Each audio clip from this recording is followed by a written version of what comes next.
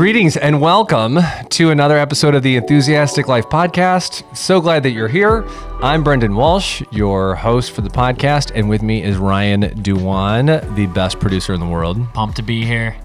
This is a good one. Yes. This was a lot of fun. Yeah, Adam was great. Adam Steiner is on this episode. Adam brings the energy today. Electric.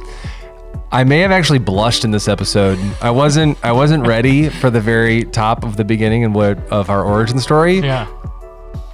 I was not ready for that. He called your bluff too. It was, man. So Adam, it was just a great conversation with Adam, both with his background in the performing arts, and he is the owner of Steiner Merchandise in the Detroit area, and just a great guy, great conversation, great storyteller, and learned a lot from him just about his background and also what it's like. He and I have similar career arcs of leaving the area and then coming back to join the family business. So it was a lot of fun. Yeah, it was on the performing arts side of things, really cool to hear like his career trajectory and just like truly riding the wind of like one job to the next, like all over the world. And literally all over the world. Yeah. I didn't write this down in my notes, but I can't stop thinking about his specific criteria for what makes a good city is like three things that I'm like, now I'll never be able to unthink that when I go to a city, you know? And then the other thing that I thought was cool. And also was not expecting the city that he named as his favorite city to perform. I'll give you 100 guesses. You'll never guess. Never going to get it. Yeah. Yeah.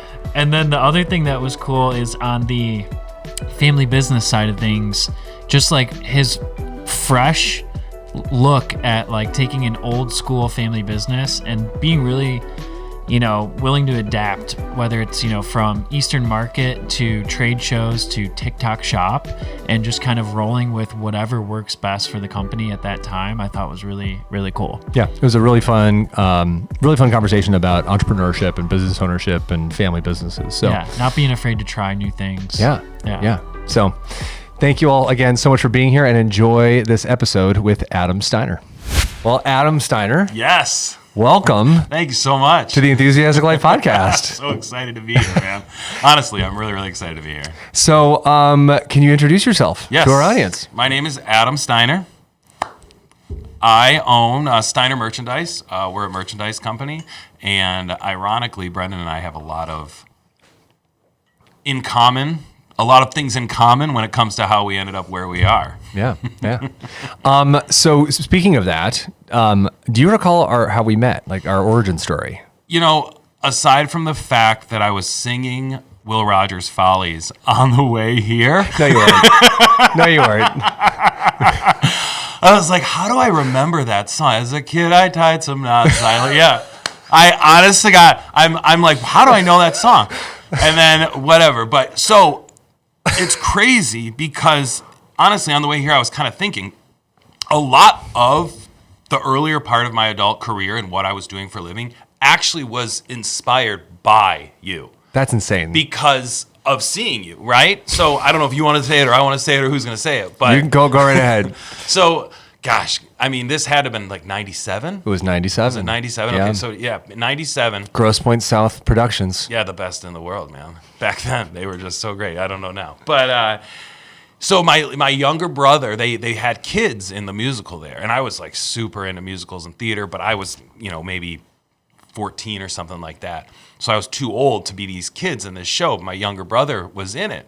And there was this guy, Brendan Walsh, who was Will Rogers, right? And you must have been in the same cast as he was, because I only saw you. Yeah, because we had split casts. Okay, yeah. Because I remember, like, I only saw you do it, but I got a shout out to Kevin Young, my buddy Kevin Young, who's the other Will Rogers. He crushed it. He was amazing. I'm sure. Yeah. So I saw you. Who's actually still, I think, a working actor. Really? So, shows. Well, see, yeah, I should have seen that. But yeah, just seeing that was really, really what like broadly opened my eyes up to theater, which we can get into, what that part of our lives together. But yeah, seeing you in Will Rogers' Follies in the 90s, I was probably in 8th grade at Brownell Middle School. And I was so inspired by the whole show. I think you were at that point going in your bio, like you were going to school for theater. Was that your initial? Yeah, I went to DePaul University for voice performance. Okay. Yeah. So like your trajectory of where you were going was like where my 13-year-old self wanted to go. So I mean, you were famous to me at that time, and I wasn't nervous today, but I anticipated maybe I would be. I didn't know that. That is so wild. Yeah. I mean, I really think that was probably like the beginning of me like really thinking about going into theater was that show. Just the production value was so good. And I was young, and I was just infatuated with the whole environment of theater at that point. And that was probably the biggest show I'd seen, because I didn't come from like a background of theater where my parents were taking me to the Fisher all the time, right? Like this was my introduction to big theater. So going to more parallels in our life arcs, right? Our career trajectories. When I was in 8th grade, I went and saw Kiss Me Kate. Oh, wow. Which was the production that year. And I remember being like, this is amazing. I totally want to do this. So that's that's wild. Yeah. That's wild. So then you went to Western, Yep. Michigan University. Yep. Got a BFA. So tell me about that and your pursuit of the arts from then on. Yeah. So I was like, I get infatuated with things all the time. It's just who I am as a person, and I became totally infatuated, like I said, with theater.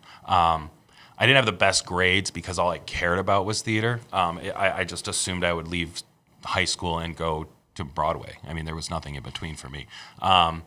Unfortunately, my grades weren't great, so Western was about my only choice, and it just so happened they had a musical theater program, so that was where I ended up, which ended up being awesome for me. Small program, 10 kids, really, really focused. I was able to get a lot of personal training and just building the brand that I was going to bring to New York through that program. So yeah, I spent 4 years at Western, did all their shows. And then towards the end of college, I started doing a lot of auditioning in New York, flying out there a lot for random things 'cause I just started getting called in for stuff. So pretty much right after college, I actually worked at the Rooster Tail for the summer, saved a bunch of money, and then moved to New York and then started my career there.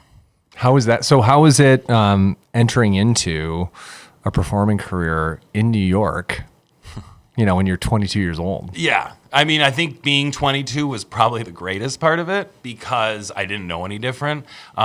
Just to go to the time of life, when I moved there, I printed MapQuest directions on paper and gave them to the cab driver to take me to this apartment that I sublet, right? So, I mean, it was a totally different time, totally different world. You weren't looking things up. I mean, you were reading newspapers for auditions.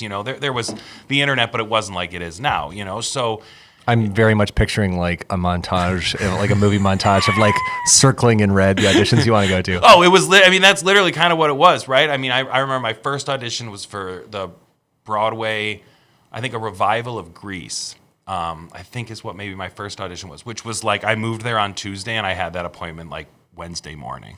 So it was pretty quick. I just started auditioning and like old school stuff, right? Where cattle calls where there's 7,000 people in line and all that stuff. And I was so excited and into it at that point in my life. It seemed so, the thought of what the future was bringing me was just incredible, right? So in the beginning, I booked my first tour, I think took me maybe 6 or 7 months, which is not bad for... That's great. Yeah, like it was pretty quick. And so I booked a show that started, I moved there in 2006, and I booked a show that started like summer 2007.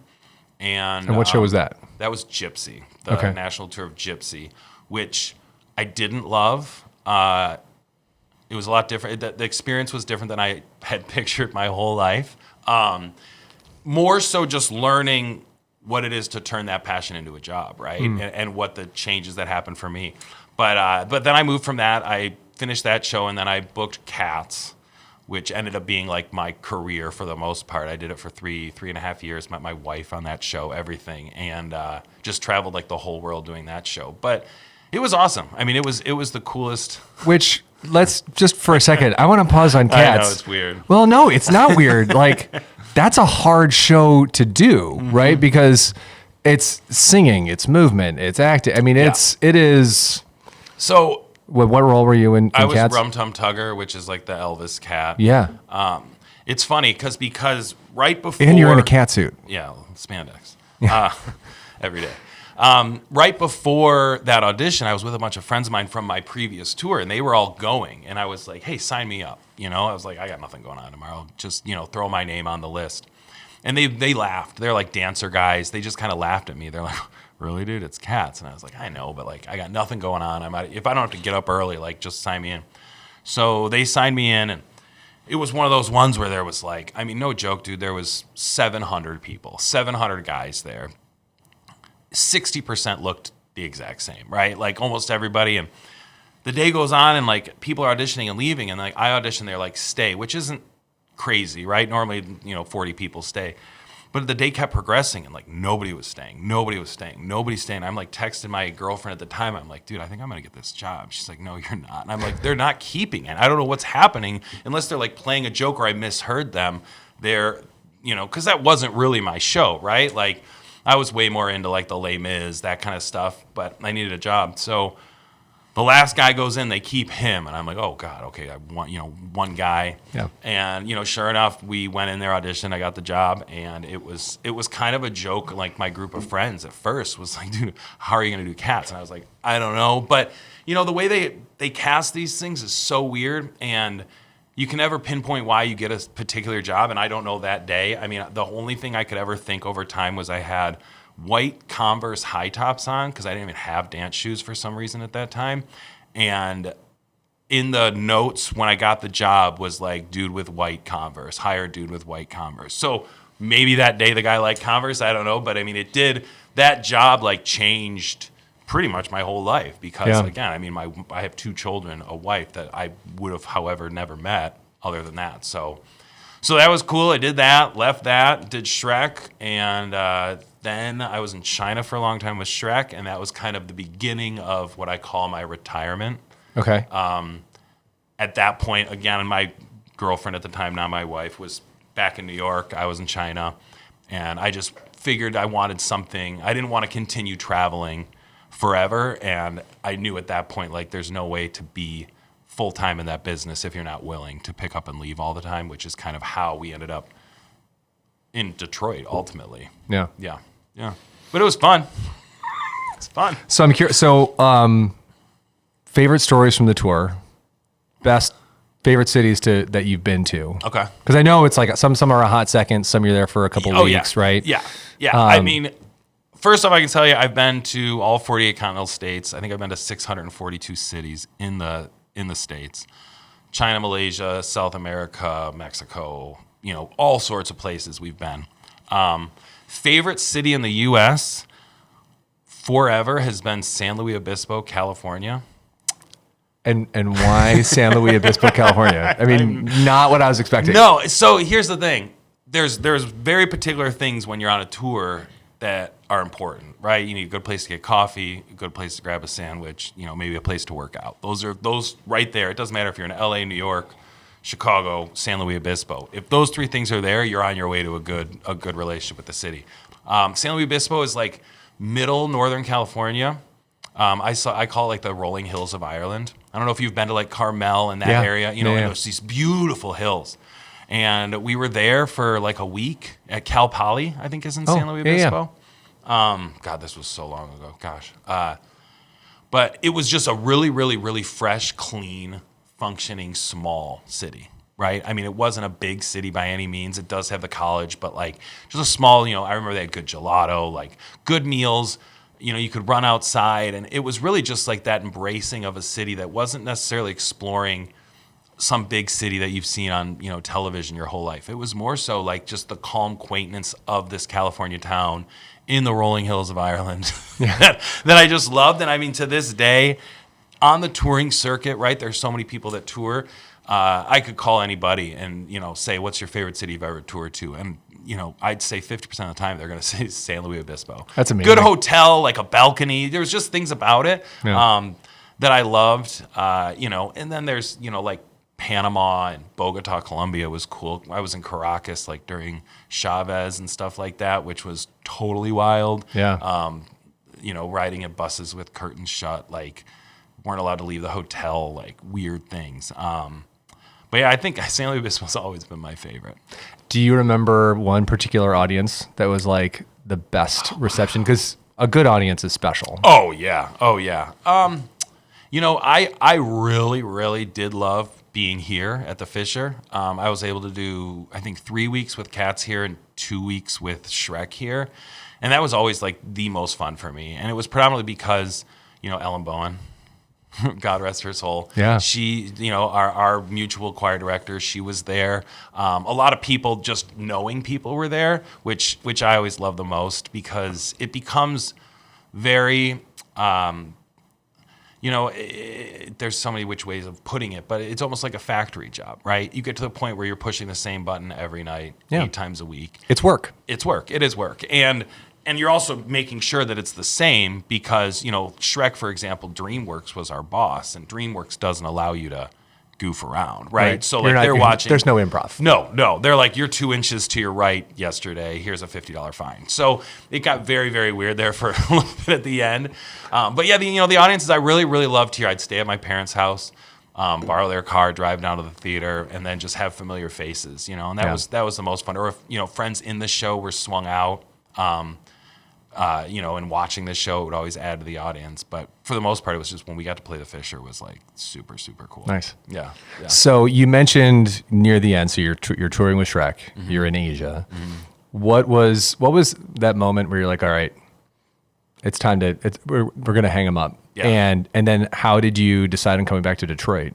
And was the plan to always come work with your dad? How did that all happen? No, so that, it's weird because in China, right, 12-hour time difference, want to marry I actually bought our engagement ring when I was not in China, but I was in China when I purchased it because I knew I might not have money after that show because I was retiring, so I had to get the ring. But I just at that point in China, it was a contract thing that happened with me before I went to China that kind of made me feel weird and realize that I was more of like a pawn in the situation, and it was just extensions on contract things for me that were like happening with small print that as like a 28-year-old actor I didn't know that I'd have to keep. They kept extending me and basically not letting me out of my contract for a while. And so that was kind of the beginning of it for me where I knew I wanted to spend more time with my girlfriend at the time. I knew I wanted to kind of find something more concrete. So the show ended. My first idea was we started a band and toured for like a year with a band, which you think like touring in fancy Broadway musicals with like at the Hyatt Regency is rough. Well, getting a minivan. So that was kind of the next thing. And we were doing like South by Southwest and traveling a lot, playing music. And so at that point we were like, why are we paying so much rent to live in New York City? We're traveling with this band. Why don't we like figure something else out? So we were going on a summer tour. Some girls were going to sublet the apartment. They were like, we want it forever. And I called my girlfriend, my wife, and I was like, hey, these people want to take our apartment. She's like, you want to be the last to leave the party? Let's just figure it out. So we let these girls take over our lease, went on this tour, didn't have anywhere to go. We were like, well, let's just go to Detroit. We'll get a place, regroup, figure it out, and then kind of go from there. Because we were like, oh, it's cheap, right? We found an apartment for like $650 here. So we came here, moved here with like this anticipation that we were going to be Mumford & Sons probably within a year or two. And within a day or two, it's like I need a job. So we started doing random odd things. Actually, it's funny that we can get to the Eastern Market and my relationship with them. But a couple days after we moved here, my dad taught me how to make a wine rack with a shipping pallet. And I think he was worried because he's like, how's this kid going to make money? So he showed me how to make a wine rack. He's like, you should go down to the Eastern Market and ask him if you can sell it. So it's like pouring rain. It's like May, right? I'm in this minivan that has like my band written on the side. And I show up and I'm like, hey, can I sell these? And they're like, sure, I don't care. They're like, if you want. So you didn't need a permit or anything. And at that point, no. It was like the Wild West. They were like, okay, yeah, you can sell that. So we like pulled up, on Saturday and sold these weird wine racks that we made $1,000 or something. Where at that point in our life in Detroit, that was like, it was a true like godsend that we were able to somehow make $1,000. And so that led into like more. And then my dad wanted me then at some point within the next few months, my dad wanted me to sell T-shirts. And I was like, there's no way I'm selling T-shirts. And then here we are. It's funny how our dads have Yeah, this I way know. of just subtly like bringing you back in. Yeah, but it was. You know what? The thing is I knew when we got here that I really liked Detroit. I really, really felt the energy. This was 2015. Oh yeah, So okay. I really could feel a lot of cool things happening. My band had been playing Hopcat a lot, which was on Woodward, or still is on Woodward, I think. So we kind of been coming through, and we were really, really excited about the energy in Detroit to begin with, and we did have these ideas that like the only place left to like make your dreams come true was Detroit. Like this was this mantra that we had, and so inevitably I started to sell T-shirts for my dad's company, and through a bunch of different versions and areas and whatever, and then pretty much a little bit after COVID, I pretty much took over the company, and then we kind of went in a different direction. But yeah, it just started with me slinging cotton to whoever would buy it. So tell me about Steiner Merchandise. So your dad starting it, and how you, obviously now you being involved. Tell me more about the company and where it is now. Yeah, so the Easter Market thing is funny because it's still one of our biggest clients, right? We run all the merchandise for them. So what Steiner does, as opposed to a traditional T-shirt company, right? We do, I call it churn and burn, right? We churn and burn T-shirts. We'll print for a fun run or this or that or the other, a restaurant, a bar. But what we predominantly do is we do on-site merchandise operations for pretty large-scale events. And that started with Easter Market. So my relationship that started with the wine racks built into them looking into starting their own merchandise program. The issue that a lot of these bigger corporate, especially nonprofits, have is, and I'm sure you've run into it just meeting people, is, you take something as big as the Easter Market or as big as Detroit Jazz Fest, and it's like 3 people. It's like 3 people that are year round, and then everybody else is brought in. Yeah. So we found this great place where we could work with these companies and approach them and say, hey, Eastern Market, people should be wearing this stuff all over the world, right? I mean, there's not a better way. And advertising right now is so challenging because, print is very challenging. Social media, there's a bajillion people. So it's like, how do you get your word? How do you get your brand out there? Well, merchandise is a cheap, effective way where people become human walking billboards, essentially. So we started diving more into that and finding these huge things, events normally that have 100,000 people or more, where we can go in, we can build a whole merchandise program for them, carry all the weight of it. We finance it, we do everything with it, present it to them, sell it at their event, and then, there's a mutual profit share. And so that's kind of what we do. Like right now, the auto show is what we're working on. And then we'll go on from that to the next one. But predominantly we work with trying to build merchandise pop-ups in large-scale events throughout Detroit that feel like a store, not a T-shirt. Sure.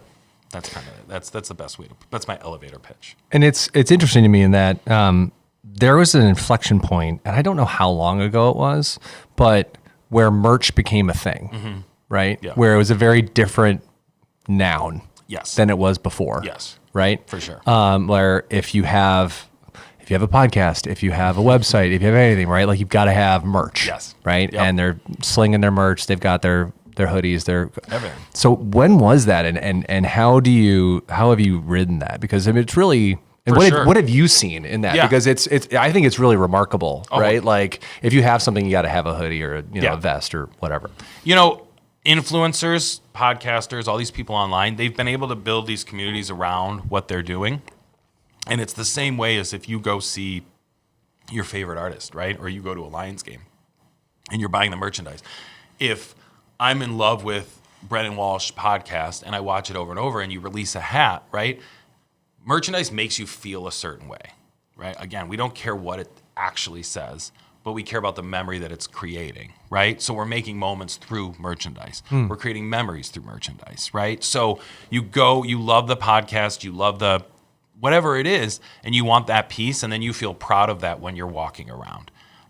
Auto Show has one of the best taglines of merch I've seen in a long time, and it's "There's only one Motor City." I love it because it does speak to everybody in this town, because I think also with the up and down, and not just the auto in the auto space, right? Just the up and down of this city and that idea of there is only one Motor City. We continue to flourish in this community, in this city. And as you watch other cities struggling or things happening as the economy goes up and down, inflation, all these things that happen. And for the most part, Detroit's continue to rise up, right? So again, for Detroit with merchandise, that's not just fluff that everybody can get. Specific events, specific moments that we're celebrating, especially if it's got something like this is, there's only one Motor City. Yeah. Right? It like hits you and Totally. you're like, this is cool. I want that. Yeah. So you're identifying and it's a way to show somebody, right? You go back to the Jersey Shore t-shirt time. Back when people had slogans on their t-shirt, there was a huge thing, right? You were telling people the kind of person you were. Yeah. With the merchandise. So it's really become an effective way of showing, right, that I support this guy, or I love this, or I do this, and wearing the merchandise. And now with the ability to create retail merchandise in these facilities, right, because that's what we do is like retail merchandise, you can have a premium product for anything. Yeah. So that's kind of where it started to really flourish. And how's it been working with your dad? Well, the past few years, great. There's something I said so I've been in his business now for almost 11 years. And I think at around the 8-year mark is when it started to like even out for me. But what I always say, and I truly believe in this, can go to any business, and I'm sure you would agree in some capacity.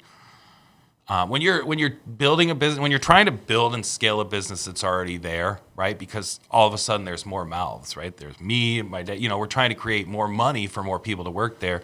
And I really believe it took me about 7 or 8 years to truly grasp the entire business from bottom to top, right? From the worst job in the shop to the best job in the shop, from the worst situation, all these things. I really do. I think it took me like 7 or 8 years to really get. And in that time, there was a lot of problems. And not problems, but just a lot of friction. Yeah. You're young, you think you know everything. And it's like this guy, my dad, he's already been through it all. Yeah. He's already been through it all. And maybe he's not right all the time, but his voice and opinion and experience was really important to me figuring it out. Yeah. So I'd say the first 8 years were a little wild. But then, right around COVID is when it kind of started to switch, just because that's when we started to change kind of how we were doing things also because of the shift and just not having work for a while. So it was difficult at the start, but I know, as I'm sure you are, like I will forever be grateful for the opportunity to just be able to make money doing something that is my own, right? At the end of the day, like I am the end of the line, and that is sometimes a tough place to be, but also as like individual human growth, I couldn't be any more blessed really to be able to be that end line and have to experience things to know how to get better. Yeah. And I don't know if your dad's business was like this, but when I moved back in 2012 to come work with my dad, I had started on my own with a separate company when we were in DC. So I was there for about 5 or 6 years, and then he asked me to come back. But he'd had that company since the 1950s. Yeah. Right. So, the business was at a very different place, and he'd had it a long time. Yeah. And it was interesting to come in, and then we didn't execute our succession plan until 2015. Okay. So then, for all intents and purposes, I bought him out then, and that was where Catalyst came from. But it's that, okay, we have this mature company, and how do we turn it around? Not turn it around, but how do we switch the gear into growth mode from something that's been kind of cruising for a while? Yeah. Right? Yeah. Which isn't a bad thing. No. But, yeah. I mean, was that something that you experienced as well? Well, that's the way selling, right, was like, hey, back then it was like, I don't have a job for, my dad didn't have a job for me in particular, right? I mean, other than like folding shirts when I was 10 years old, I didn't know anything. So that's why I started in sales, was he was like, hey, you can go out there and sell shirts and make a percentage of profit on the sale, right? So that was kind of how it started for me. And then as time grew and as things changed, and then it became kind of very similar, right? Where it was like, okay, well, we need, I want this to be here. I know he doesn't, he doesn't care really. He's like, I'm good. Your mom and I are good. Right. Like, if you want this, then, it's yours. We're gifting it to you, and you're, not gifting, but, let's just say essentially gifting this business. But you've got to build it into your version, what's going to work for you and what's going to keep you working for 20, 30 years in this business. So that succession plan and that idea, has been slow. It's just there's also in our industry there's been so many changes. My dad was like pre-Custom Ink, which I'm sure you know Custom Ink. It's like the biggest online, right? So everybody had to go to a t-shirt printer. Everybody had to go into the door, order the shirts, give them the money. Now, obviously, you can Google it and have t-shirts here in a week from anywhere online. So that has been a big shift in how we do things. But for the most part, it was pretty clean in and out, and just knowing that I knew I didn't want to do it the same way. So just slowly kind of manipulating the brand into that has been my goal. Nice. Yeah. So tell me about about Good Times soft shirts. Where did that? Is that your dad? Was that you? No, that was me. Okay. So it's funny when you said merch because it's like the company was called Steiner Printing forever. I didn't like that when I started because I was like, what are we printing? Like, we should tell people we print banners and signs and all this stuff, right? But like predominantly it was like we print merchandise. Like people need to know, because merchandise sounds better than t-shirt, and merch sounds better than printing, right? Right. Printing is a very different connotation. Exactly. So it started with Steiner merch, then Steiner merchandise, and then the Good Times soft shirts. It's funny. That's actually, we sell a lot of clothing on TikTok, and the name of our TikTok is Good Times soft shirts. Huh. Mm-hmm. So I'm not on TikTok. I don't foresee ever being on TikTok, but I'm fascinated by TikTok marketplaces and how many people shop. Like, it's crazy. Tell me about this. I can tell you. So, I mean, honestly, it came from a conversation with my dad a couple of years ago, and we're running the merchandise for Easter Market and all these things, and again, trying to steer away from anybody else. My biggest thing in merchandise is I don't want other people to be in control of my weekly income. Let's put it that way, right? Like ups and downs of our business. It's freezing outside. Nobody's buying t-shirts from me today. So trying to be a little bit more in control, right? Amazon is so saturated. I mean, there's no way. Amazon rips off everybody's shirts anyway. Like There's so many reasons. Shopify, you can build a website and sell shirts. And, I've spent probably $20,000, $30,000, $40,000, $50,000 on Facebook ads for one shirt and by the time that you sold all these shirts and the ad spend and all this stuff, it was like, well, we sold 2,000 Michigan Rose Bowl shirts and we made $20 because we spent $40,000 on ads. Right. Again, in a crowded space that we couldn't seem to get. So we were like, let's try TikTok. And it was, the crazy thing about TikTok is when you're working it correctly, you can post a video of yourself, something as simple as you in a mirror with your jacket and say, I love this jacket from Brooks Brothers. It's the coolest thing. If you're checking it out, it's only $60 in the TikTok shop. That video gets 500,000 views. You're literally selling 500 jackets like that. It's not as simple as like that, but so it's a crazy space with the right videos and right time and paying attention to the algorithm as much as you can. We have done like 40K in a single day on TikTok. Come on. I swear. That's insane. Yeah. Yeah. So, given it's, I wish I was, I probably wouldn't be here. I'd be in Florida if I was doing that every day. It's not, now given. But that's like there. That's a powerful engine. Yes. Because again, right, I'm the producer. We're the manufacturer, which beats us a lot. That's why we get these contracts at the market and the auto show and the Jazz Fest. Because there's nobody between the guy who's literally has ink on his fingers because I'm in the warehouse and the actual finished product, right? You're not dealing with some company that jobs it all out and whatever, a middleman. So we can get these sweatshirts that otherwise would be $70, let's say, really premium product, whatever, and throw whatever we want, right? And put it up there for $40. Well, nobody can compete with that $40 because I'm taking, the $15 hoodie and putting artwork on it and selling it with free shipping for $40. If you came to me, you wanted that $15 hoodie, it's going to get up to $28, let's say $29. You pay TikTok $40, it's like there's no money left. So we're able to, our margins are so good because when we go direct to retail, our margins increase.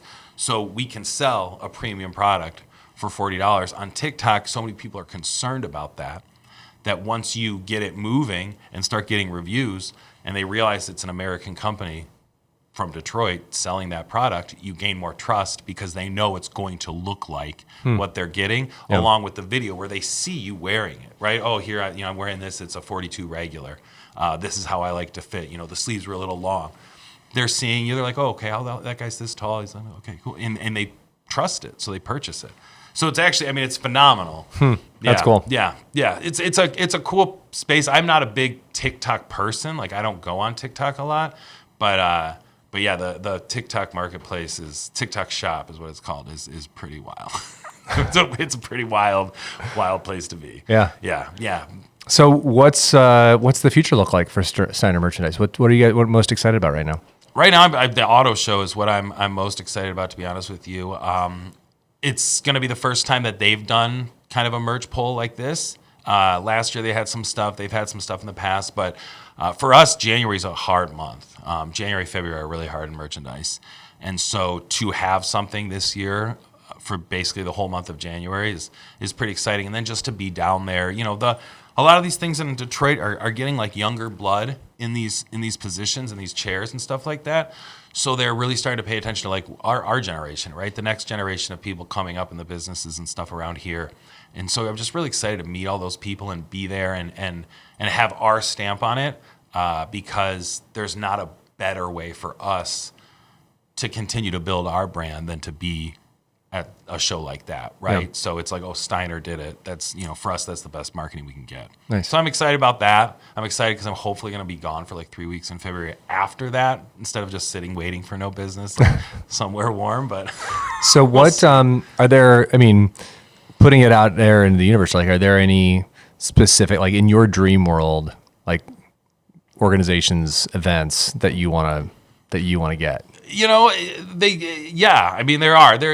It's weird because we're kind of in a place right now where we're unfortunately turning things down. It's good. It's an okay problem to have. Yeah, right? yeah. So I know exactly where I want to be. Right now, we just have to keep an eye on how many we can pull off a year, because like I said, we do still have a lot of clients that are, big clients that order all the time from us, and corporate companies and stuff like that. But I would really, really like to be known predominantly for what we really like to do, what I really like to do, which is the merchandise, on-site merchandise for the big events. So I'd love to actually be able to just build the business into being an on-site merchandise company as a whole, all over the country, right? Not necessarily conducive just to Detroit. Something we're going to have to let go is in Chicago, and it's just too close timing to Detroit. But just building a company that people know can come in and do what we do, because we do it really, really well, and not very many people do it. So just really trying to focus on building that part of the business up to being able to be the full-time version of what we do. Yeah. And TikTok, of course. And TikTok, naturally. Can't turn down TikTok. God forbid. Yeah. So last question I always like to ask. Yeah. What is, in a tumultuous world with lots of ups and downs, what's bringing you joy right now? Wow. My kids, for sure. How old are they now? 3 and 1. Oh my gosh, how fun. Yeah. Oh, so cool. Yeah, it's awesome. You know what? It's interesting. And I don't talk about it all the time, but I'm sober. And I've been sober for 2.5 years now. And my life... Congratulations. Thank you, buddy. Thank you. That's awesome. My life as a whole is just so full of learning, so full of experiences, so full of trying to become the best version of myself. And I think that is the biggest joy I have, is just... My wife as well, we decided to stop drinking when we had a couple months after we had our first kid. And just exploring life without any outlet, right? Anything to help us feel better has really been the best thing. I run trail races like every other weekend, like 10-mile trail races and stuff. So that's been the biggest joy for me, is being able to clean myself up and just get to a better, more focused place as an adult. Love it. Yeah. That's awesome. Yeah, dude. As you're learning, anything particularly that you're loving, that you're listening to, watching, reading? Oh, wow. Well, everything I watch is my wife's choice, so I'm not going to tell you any of those. I'm reading The Four Agreements. Have you ever heard of that book? No. So it goes itself. I feel like I might have. It's a great book. It's same sort of vibe, right? A real big focus on not taking things personally, just growing as a human.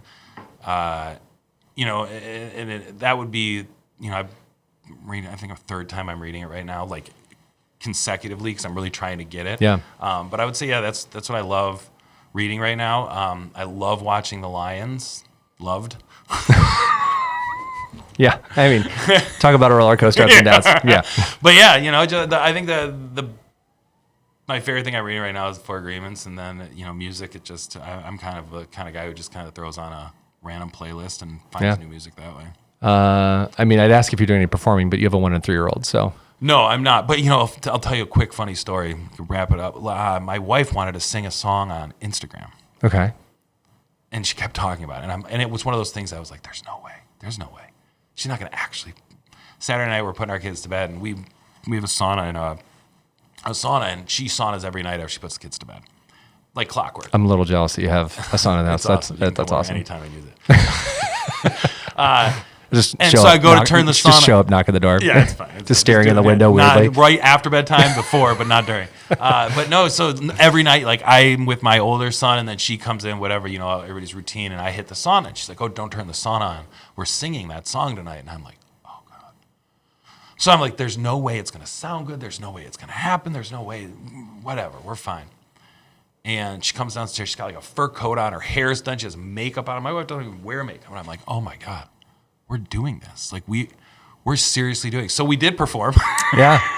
We sang some Christmas song. You know, I have to find how in my life I can put, like you are doing, you know, at Players Club, right? I have to find the best way for me to bring it back to myself, because I do think that would be a really, really great thing.